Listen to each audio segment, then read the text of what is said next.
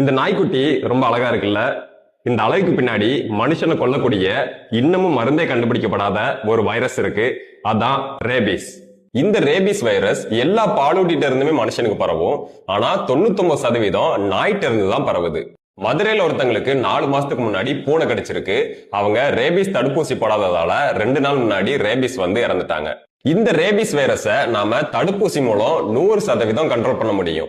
ஆனா தடுப்பூசி போடாம விட்டா இப்படிதான் ஆகும். இதுக்கு பேரு ஹைட்ரோபோபியா. தண்ணியை பார்த்தாலே பயப்படுவாங்க.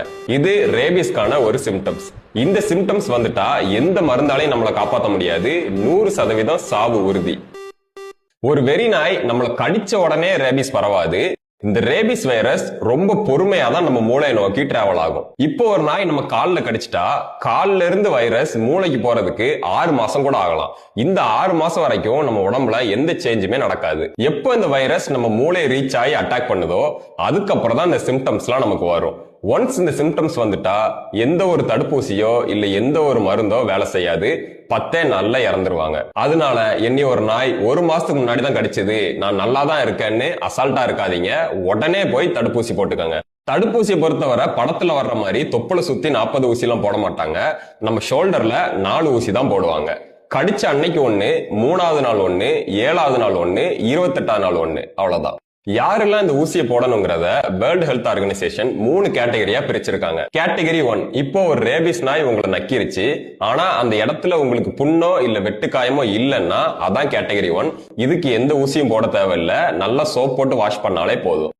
கேட்டகரி 2, நாய் உங்களை பரண்டினாலோ இல்ல நாய் நக்கின இடத்துல உங்களுக்கு ஆல்ரெடி ஒரு புண்ணு இருந்தாலோ இதான் கேட்டகரி 2. இதுக்கு 4 தடுப்பூசி போடணும். கேட்டகரி 3, நாய் உங்களை கடிச்சு ரத்தம் வந்தா இதான் கேட்டகரி 3.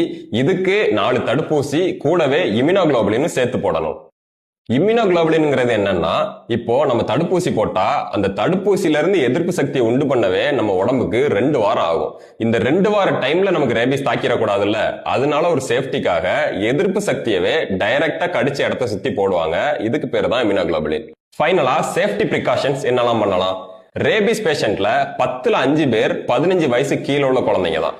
காரணம் என்னன்னா, அவங்க நாய் கடிச்சா பயந்து போய் வீட்டுல சொல்லாம மறைச்சிருவாங்க. தயவு செஞ்சு உங்க வீட்டு குழந்தைங்களுக்கு சொல்லுங்க, நாய் கடிச்சா உடனே வந்து அம்மாட்டையோ இல்ல அப்பாட்டையோ சொல்லணும்னு. நீங்க நாய் வளர்த்தீங்கன்னா ப்ராப்பரா உங்க நாய்க்கு ரேபிஸ் வேக்சின் போட்டு வளங்க. தெருநாயோட உங்க நாயை சுத்த விடாம பாத்துக்கோங்க. தெருநாய்களுக்கு தாராளமா சாப்பாடு வைங்க. வச்ச உடனே தூரமா வந்துருங்க. அதை போய் கொஞ்சிறதோ இல்ல அது உங்களை நக்க விடுறதோ இந்த மாதிரி பண்ணாதீங்க. ரேபிஸ் மனுஷனுக்கு வர்றதுக்கு தெருநாய்களும் ஒரு முக்கியமான காரணம். முடிஞ்ச அளவு இந்த வீடியோ எல்லாருக்கும் ஷேர் பண்ணுங்க. நிறைய பேத்துக்கு இது போய் சேரட்டும்.